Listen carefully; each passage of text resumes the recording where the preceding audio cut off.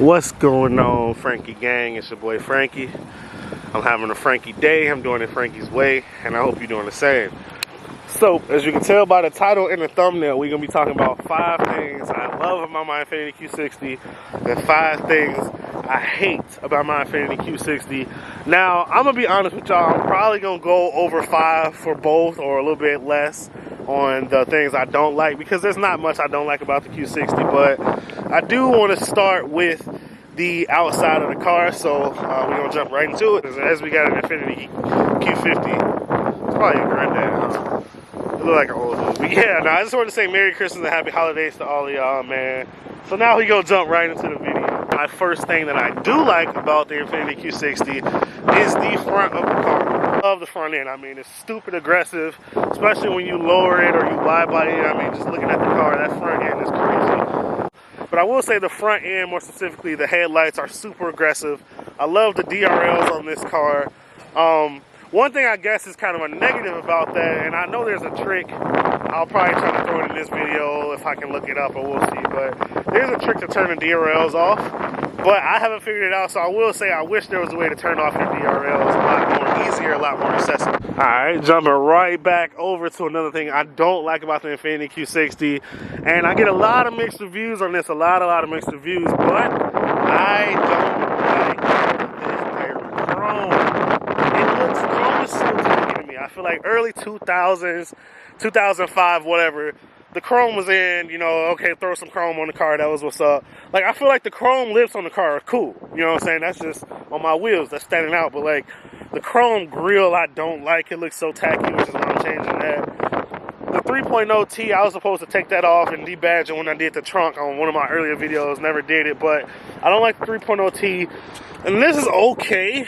Honestly, I would leave that there if they didn't already have carbon fiber replacements for this little thing, so you just pop it off, it's like a clip or something. They got carbon fiber replacements. So if I'm gonna go full race car / show car build, obviously you gotta throw carbon fiber on there. But yeah, man, I don't like all this chrome, man. And then like on the door jams or seals, whatever you call it, like all that chrome gotta go. I will be chrome deleting that soon. That's just kind of been something that I don't like, and I don't necessarily mind it at the same time, if that makes sense, because it kind of matches with my wheels, the chrome offset. But in the future plans of the car, this has got to go. I played around with some black here. I did not record that because it was super quick. I think I'm gonna go with black. Everybody goes with black, but I was wondering if I was gonna like color match once I wrap the car. So it is no secret I will be wrapping the car next year, but I wanted to play around with either color matching it or doing black, and I think black is gonna look pretty clean with the color I choose. But all that chrome, man, and I don't know if y'all remember, the back of the INFINITI Q60, it had, I think it was like all-wheel drive over here, Infinity, the sign. It had so much going on back here, and it was all chrome. Why is everything chrome? Yeah, man, I didn't like that chrome, so that's definitely number 2 of what I do not like about the INFINITI Q60. And then I guess this is obviously, y'all should have saw this coming, so I'll count this as a bonus or maybe a number 2 of what I do like about the INFINITI Q60. Number 2 or 3, y'all keep count for me. I'll try to keep count on screen when I edit it, but it's either number 2 or 3. But the number 2 thing I do like is just the body lines of the INFINITI Q60. So just looking at it, like, it's got some pretty good body lines on it. Obviously, when you start to throw aero on there and wheels and things like that, it looks more aggressive when you access the body lines, but I really do love them. A homie of mine has the same INFINITI Q60, but once you lower it, it changes your perspective of the car and how you see the angles and the lines of it.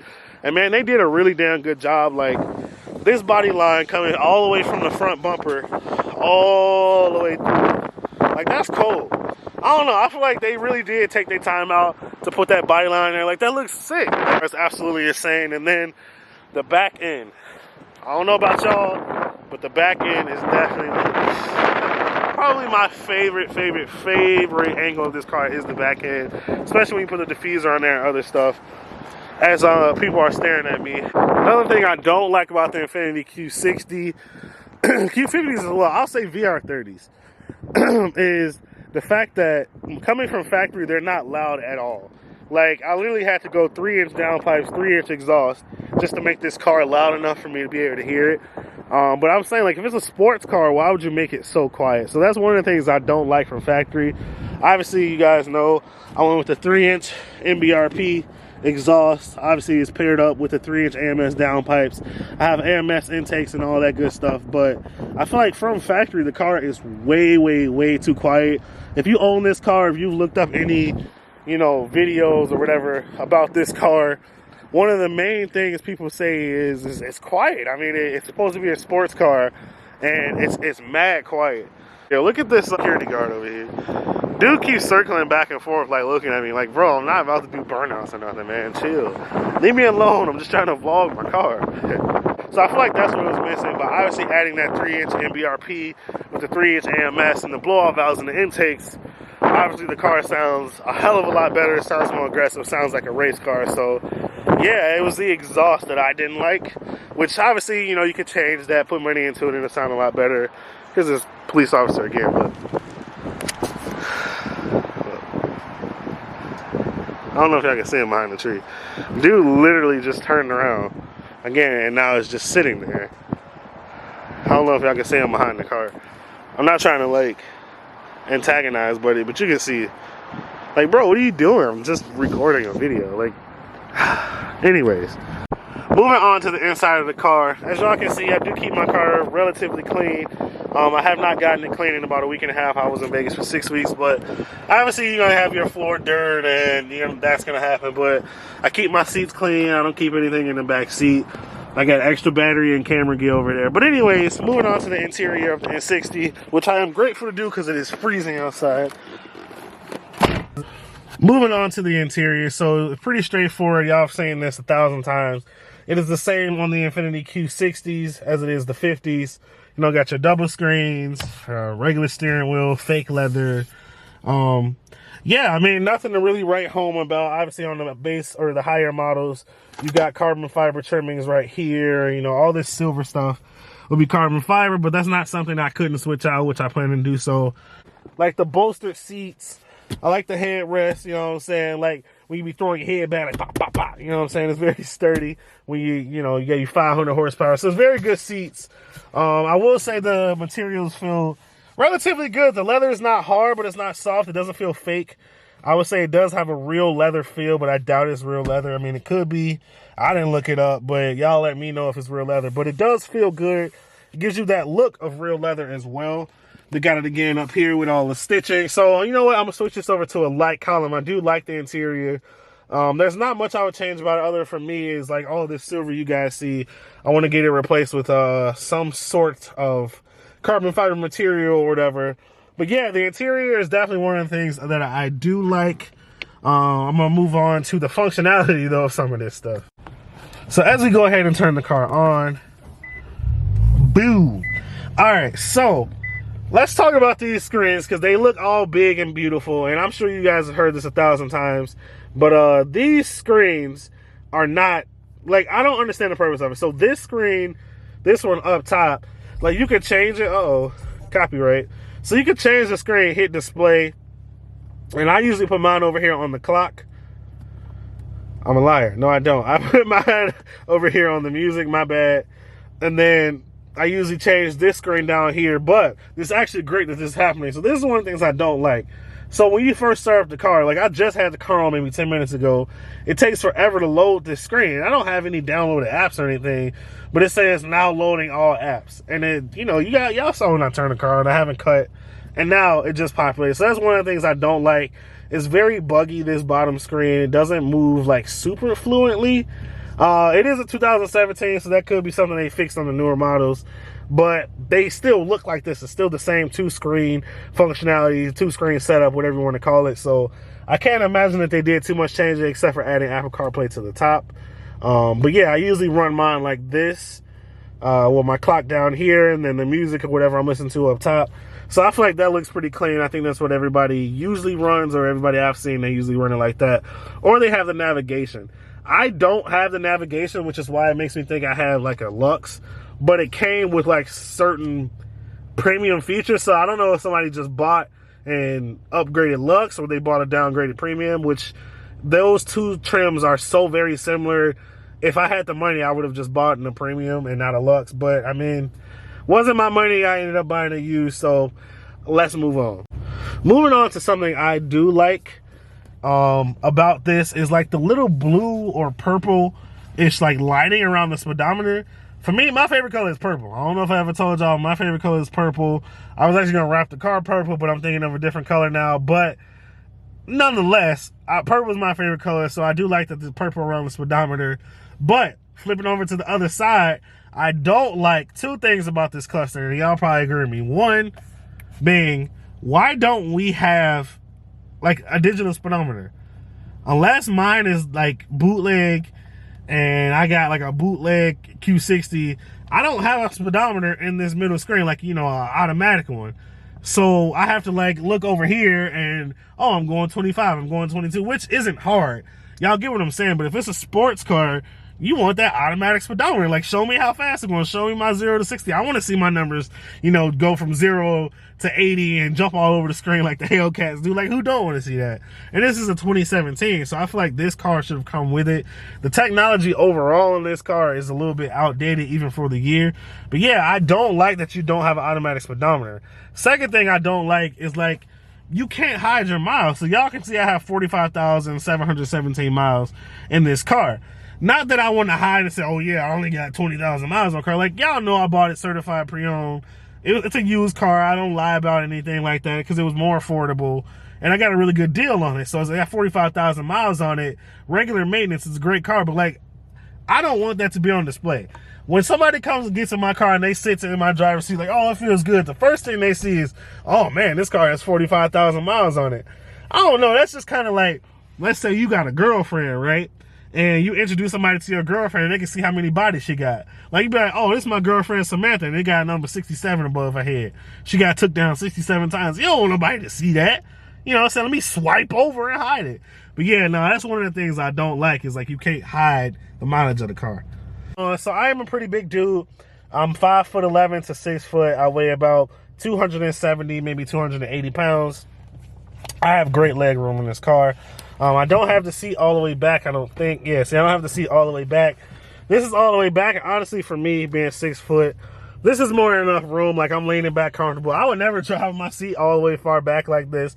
But it does go back pretty far. So if you're a big dude around 6 feet, so 6 foot to 6'2", I do think you can fit in this car. But yeah, even with me being, you know, 270 pounds, probably 265, whatever the case is I fit comfortable. Like, I don't feel smashed. You know, I got elbow space. I can put my arm over here. You know, like, it's comfortable for two people to ride in. It's a nice two-seater. So I do like the cabin of this car. It's a true two-seater. It fits comfortably two people. Yeah, but one thing I don't like, so moving over. So I'm probably over 5, I told y'all. So y'all can keep counting if you want, because I lost count at this point. I'm not even going to try to count it.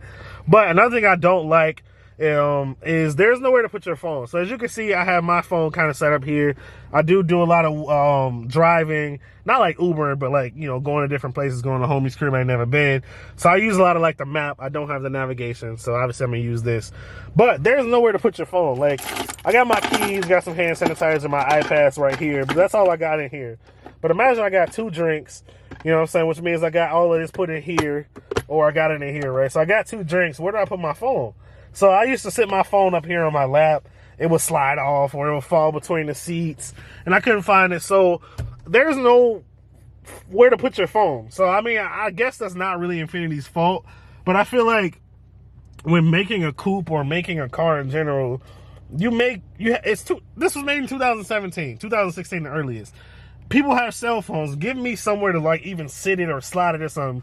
Like, a lot of our newer vehicles, they do have somewhere for you to put the cell phones because it's just a big part of our lives now. So, but yeah, there's nowhere to really put your cell phone. I mean, that's just a personal preference of mine. That's kind of like what I wish they had. Like, I could put something right here. I don't know. But yeah, I got mine put up here, a little Walmart holder, vent clip. Works perfectly. I will say it was a little difficult to find a vent clip to work on the vertical joints because, as y'all know, most are horizontal. I don't know if y'all saw that. Most vents are horizontal, which I thought was weird too. I guess it was some Japanese stuff. That's why I don't know. See, that's not something I don't like, but it's weird. It's like, let's do this to just annoy somebody just this much. So I don't know. But yeah, there's no like space, really, no cargo space. At least not even for your phone. So I don't know.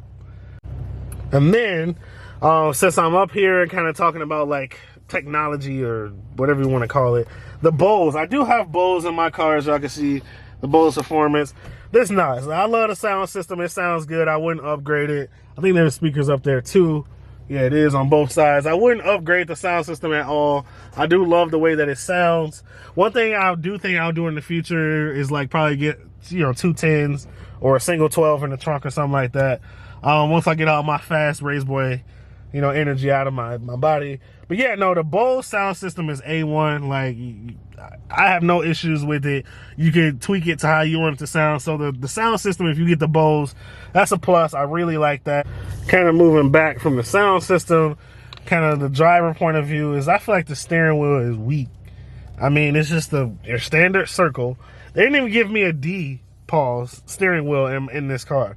So in the Nissan Maxima, which is what I had before, it's 2016, the car that I can compare it to because it's what I had, it even came with a D steering wheel. Like, and that, I think that was supposed to be considered a 4-door sports car. I don't know if y'all remember that whole branding thing they were doing. Is actually in the tail light, say 4D SC for 4-door sports car. At least I think that's what it's for. But anyways, it even came with a D steering wheel, which I thought was weird. Like, the Infiniti is supposed to be the higher tier of the two car brands. And then the Q60 itself is supposed to be the sports car. Why didn't you put a D steering wheel?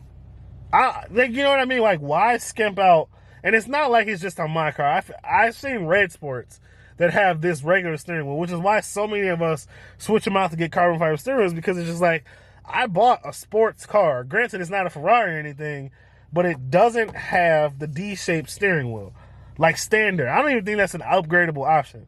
I think it's stupid. And another thing I think is stupid is I have no paddle shifters.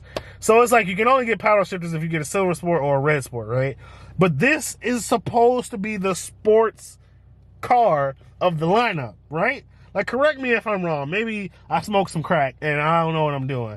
But this is supposed to be the sports version or the sports trim model, whatever you want to call it, of Infiniti. And they didn't put any paddle shifters should have been standard in the Q60 period.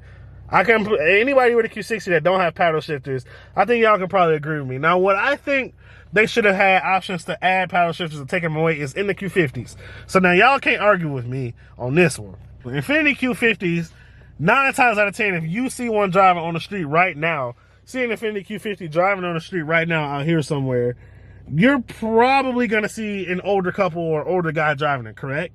Yes, right?